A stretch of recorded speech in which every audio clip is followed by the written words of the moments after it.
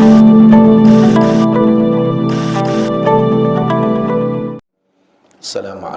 warahmatullahi wabarakatuh. Bismillah, alhamdulillah, salatu wassalamu ala rasulillah Sayyidina Muhammad ibn Abdullah wa ala alihi wa sahbihi wa man nasarahu wa wala hamma ba'du. Qala Allah Ta'ala fil Qur'anil Karim, a'udzu billahi minasy syaithanir rajim. Ya ayyuhalladzina amanu kutiba alaikumus syiyam kama kutiba alal ladzina min qablikum la'allakum tattaqun. Qala an-nabiy sallallahu alaihi wasallam sumu li ru'yah wabtiru li ru'yati. Sadaqallah wa sadaqa rasuluh. Para jamaah, bapak-bapak, saudara-saudara dan ibu-ibu rahimakumullah. Alhamdulillah, Alhamdulillah, Alhamdulillah, kita bersyukur kepada Allah Subhanahu wa Ta'ala. Sampai saat ini kita masih diberikan nikmat sehat, panjang umur. Mudah-mudahan selalu Allah berikan kita sehat walafiat. Dan posisi kita sekarang berada di akhir bulan Sya'ban. Ma'asyiral muslimin rahimakumullah, bulan Ramadan ini bulan yang memang diagungkan oleh Allah. Nabi saat akan tibanya Ramadan ada ceramah yang beliau sampaikan, begitu panjangnya ceramah beliau. Salah satu di antaranya adalah ucapan beliau, yaitu qad ja'akum syahrun 'azimun. Akan datang sedikit lagi bulan yang azim, bulan yang mulia. Mereka para sahabat yakin bila Nabi mengatakan ini bulan mulia, mereka juga ikut gembira. Bagaikan seseorang yang tahu datangnya seorang yang dimuliakan di satu kampung atau di satu daerah, satu kota, katakanlah gubernur yang akan datang. Persiapannya, penyambutannya begitu hebat. Tetamu agung mau datang. Kalau diumpamakan seperti itu, penyambutannya begitu hebat. Nabi yang menyatakan tetamu itu datang, futihat abwabul jannah. Tiba Ramadan itu pintu-pintu surga dibuka. Jadi pintu kenikmatan surga, tempat nikmat, instruksi dari Allah buka seluruhnya. Ya, malaikat yang tugas memang menjaga surga, bagaimana instruksi, buka semua. Yang kedua kata Nabi, wa ghuliqat abwabun nar, ditutup pintu-pintu neraka, ditutup pintu-pintu neraka, jangan dibuka. Suara-suara teriakan orang-orang makhluk-makhluk Allah yang disiksa, tutup. Bau-bau busuknya itu neraka. Dan Nabi mengatakan yang ketiga, penyambutan Ramadan tiba itu supidati syayatin, dibelenggu. Setannya itu dibelenggu. Ya, jadi setannya itu dibelenggu, diikat, diborgol. Nah jamaah sekalian, itu salah satu di antaranya tibanya Ramadan. Nah kita juga diberikan tata cara bagaimana mengetahui Ramadan tiba. Bulan lain enggak Nabi ucapkan, Nabi suruh, Nabi perintah. Bulan Maulid enggak ada. Bagaimana tiba bulan Maulid harus apa? Bulan haji, bulan Syawal, dan semuanya bulan. Hanya Nabi mengatakan bila bulan Ramadan, ajar Nabi, lihatlah bulan. Dan bila kau menentukan satu Syawal lebaranmu, lihatlah bulan. Jadi suruh lihat, bukan suruh hitung. Belanja itu harus lihat dulu, benar nggak? Nikah itu harus lihat dulu, bukan hitung. Nanti ada peristiwa hitung apabila terjadi penglihatan sudah kelihatan. Nabi suruh lihat, ya. Semua ini lihat, ini ketetapan. Kau jadi makmum, lihat imammu betul nggak ada. Kau mau nikah, lihat dulu. Perhitungan nanti belakangan. Jadi maaf ini melebar sedikit. Kita kalau belanja online, perhitungannya ada, tapi penglihatan kita lihat barangnya banyak kecewa. Artinya orang belanja aja dalam hukum bisnis itu melihat dulu, udah puas, iya barangnya, bayar. Kita puas dengan barangnya, penjual itu puas dengan harganya, lihat dulu. Itu kalau dibeberkan secara luas, lihat keadaan alam raya, unduru. Nah ini alam raya ini ada punya penentuan. Satu bulan yang perjalanan ada 29, ada yang 30. Apa yang harus dilihat? Bulan.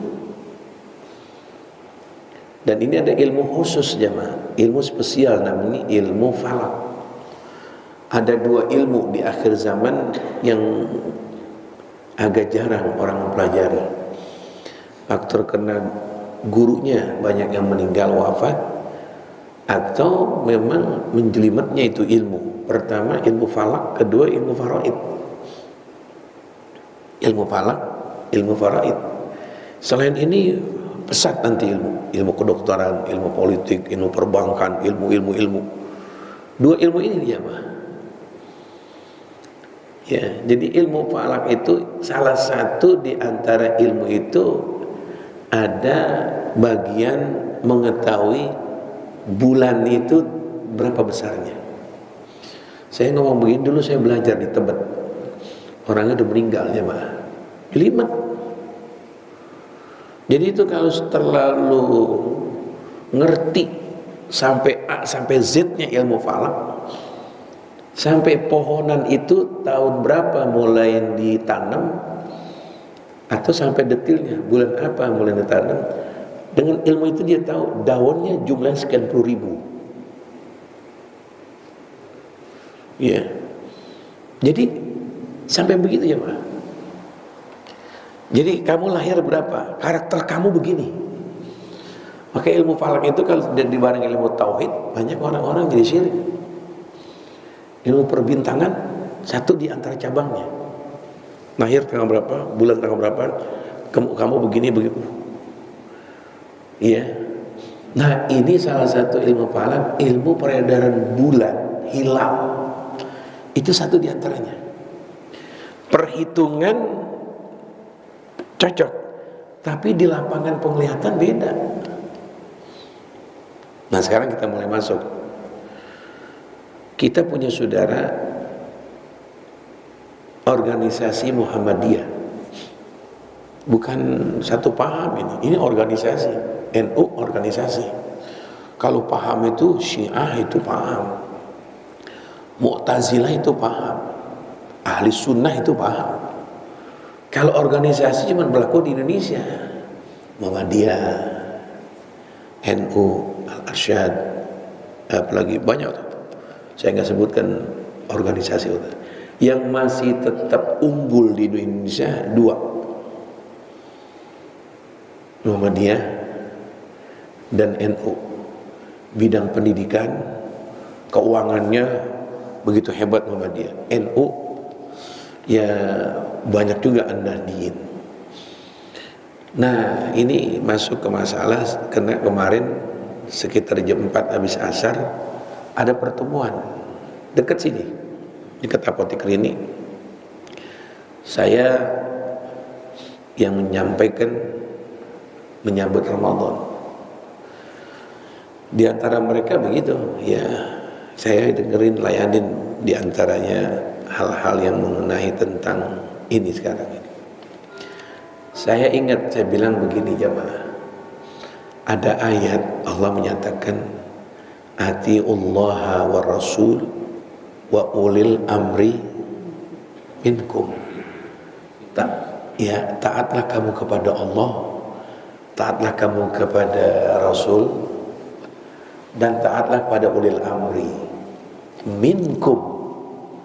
Taatlah kepada pemerintah minkum, yang mereka itu taat kepada Allah, taat kepada Rasul. Taati itu pemerintah. Di dalam hukum Islam ada yang harus kita nunggu pemerintah. Di dalam hukum Islam nggak usah nunggu pemerintah. Zuhur, asar, maghrib nggak usah. Ini pemerintah udah nentuin zuhur nggak? Oh nggak. Yang nungguin pemerintah hukum pidana. Quran mengatakan apabila ada pencuri, kalau ada penzina, terapkan hukum pidana, potong tangannya,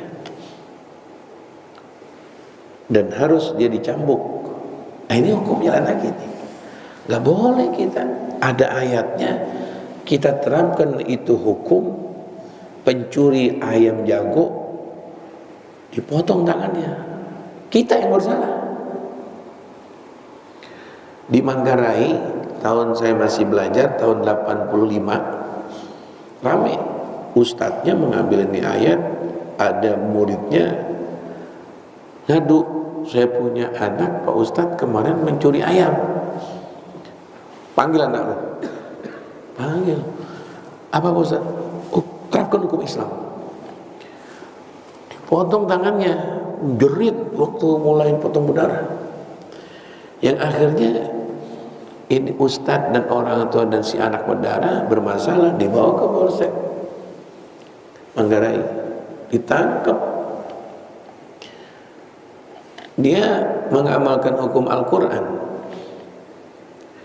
Pemerintah bukan hukum Quran yang terapin, dibenarkan pemerintah. Hukum-hukum ini nunggu pemerintah dulu. Ini negara apa ini? Ente ngambil orang berzina, ente cambuk, bukan dia yang salah. Ente terapkan hukum ini. Oh, negara apa ini? Tuh, ada hukum yang harus kita boleh sendiri. Puasa, waktu sholat jam berapa sekarang nih? Seperti tadi subuh 4:30 sekian udah ada. Nah penentuan Ramadan nggak bisa sembarangan pemerintah, karena itu setahun sekali. Kenapa? Kalau masing-masing dilepas, umat Islam nggak bersatu. Itu nih gampangnya. Seluruh negara itu ada ulil amri. Dalam hal ini kita taat sama ulil amri yang minkum ya, karena itu ayatnya minkum, yang dia taat kepada Allah dan taat kepada Rasul. Dan ulil amri ini saya bilang itu bagaikan juri, hakim. Yang lihat di lapangan bulan bukan dia. Dia hanya mengumumkan, Pak Haji Ishak lihat bulan. Lihat Pak, sumpah coba. Pak Ustaz Zainuddin dari timur lihat bulan, saya lihat bulan. Yang lihat bulan itu ulama. Nah nanti baru tentuin ini dewan jurinya, ini bapak, ini ulil amri. Ternyata malam ini hasil penglihatan seluruh ulama dari timur, dari Irian Jaya, dari Ambon, dari ini, dari ini, dari ini. Kesepakatnya bahwa sekarang ini hilal. Dulu kita di Jakarta ada satu buku hilal. Ulamanya namanya Mufti Betawi. Betawi itu nama Jakarta, namanya Habib Usman bin Yahya. Dia dalam bukunya kalau masih 6 derajat belum Ramadan. Masih kecil itu bulan. Tuh. Seluruh orang-orang yang ngerti ulama nggak berani. Kalau belum 6, 11 kecil belum kelihatan bulan. Kenapa? Dia ini adalah ulama yang ngerti cara ngitung. Nah, perputaran zaman beda. Kita nggak tahu kecil siapa itu. Tahu gitu? Hampir 5 kelihatan menurut kalau pakai alat. Nanti dibahas lagi. Ini alat pembesar, namanya teleskop.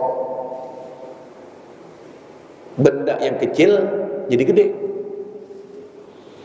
Dulu kita masih di SMP, di SD, mikroskop itu benda yang tadi kecil kayak nasi, bubur, dibesarin gede. Jadi kesimpulan pakai alat, bener nggak gedenya segitu? Jawabannya apa? Bohong. Saya pakai teleskop lihat jam 9 pagi di Jember, Jawa Timur. Dan berulang kali saya ceritain di sini. Saya lihat pohonan, ya senang namanya kita iseng baru itu lihat teleskop. Pohonan itu ada apa? Ini gede banget. Itu kan Mahfud, itu namanya semut. Gede, Pak. Kalau di Betawi namanya semut rangrang. Kalau yang tahu di Indonesia itu nggak tahu semut apa, rangrang. Saya lihat senang. Ini apa ini? Kuning, wah apa? Semut itu lu gedein sih lagi, semut rangrang gedenya itu apa kayak gajah. Pertanyaannya, bener gak semut gede segitu? Bulan yang baru 2 derajat pakai kapal laut dilihat dari yang 2 derajat bisa aja 9, bisa aja 10. Bagaimana dia muternya? Makanya ulama-ulama sepakat, ulama-ulama tradisional yang gak banyak ngomong. Belum, jangan, kita lihat langsung. Lihat itu semut, lihat langsung, gak gede kayak gajah. Itu gitu aja mana. Jadi antara mereka yang tradisional, ulama dahulu, dengan ulama-ulama yang halun modern, ini bertengkar omongan ini. Itu kan 3 derajat menurut kamu, menurut alat. Nah Put lihat semut kayak kucing. Enggak kecil. Kata kamu lihat kayak kucing, lihat semut pakai alat, gedenya kayak kucing. Kamu lihat ya semut kecil gitu. Saat itu ulama pro kepada yang tanpa alat. Ya alat namanya. Ini begitu jamaah. Bertahanlah di Jakarta Timur, namanya Cipinang Muara. Oh, nggak bisa dia. Biar zaman Pak Harto mengatakan sekian, nggak, tetap dia bilang. Kecenderungan Jakarta Timur Barat ke sini. Masih ada ulamanya namanya Guru Marzuki. Sampai kepada cucu-cucunya sekarang ini. Nah kita secara logika, oh iya, kita lihat dengan mata telanjang, belum. Nah ini jamaah proses akan tibanya Ramadan. Ini kamu sampai belum? Saudara kita Muhammadiyah 2 minggu sebelum Ramadan tiba udah menentukan Ramadan tiba tanggal hari Sabtu. Kamu masih di Cikampek udah menentukan jam sekian. Ini sedikit saya bilang tadi Pak sore, coba ini organisasi Islam yang besar ini menahan diri dulu, jangan buru-buru. Bapak kalau menentukan, Bapak nggak punya penghormatan kepada pemerintah. Duluin pemerintah Pak, kita nungguin pemerintah. Dalam hal ini mungkin Menteri Agama, biar umat sama bareng. Dia selalu duluan, kita nggak nyalain. Hisab namanya, itu. Oh ini 4 hari itu sidang ruqyah. Sampai kemarin jam 4 sore masih ribut, bagaimana nih? Bingung Menteri Agama, pro kemana ini? Takut pro kesini kemari? Jangan dulu. Ya kalau kita awam nggak ngerti gitu-gituan, pengennya sih kita nih awam, mohon maaf, saya kan orang awam, pengennya puasa belakangan, Lebaran kita begitu. Kalau ada puasa Rabu aja kita puasanya. Tapi kata lelucon tuh yang berjalan, puasa hari Sabtu Muhammadiyah, puasa hari Minggu NU, puasa hari Senin langsung Lebaran, Islam KTP begitu. Itu yang sekarang udah mulai lama itu. Nah ini saya, kenapa nggak menadiri seluruh negara Islam? Tetangga kita Malaysia nggak bisa ada 2 blok begitu, apalagi Brunei, apalagi Timur Tengah. Contohin mana negara Islam yang ada 2? Coba siapa? Negara mana? Jangan negara Timur Tengah dah. Udah jelas mereka punya imam, mereka punya penentuan. Nggak ada. Tapi toleransi. Nah kita ini beda ini, selalu Lebaran beda. Maaf ini, fikih nggak bisa kita, maaf. Nungguin Saudi nggak bisa Pak. Kita nungguin Saudi Arabia sholat subuh belum subuh sekarang ini. Kita kan sekarang udah hampir katakan 5:30. Di Saudi belum 5:30. Fikih nggak boleh kita. Orang sholat subuh ntar sekitar jam 10 atau jam 9 kita sholat subuh depan TV, nggak sah ente. Jangan lagi Saudi beda 4 jam. Ente berada di Irian Jaya, yaitu Sorong, beda 2 jam. Boleh ente buka puasa di sini jam 4 sore. Lain.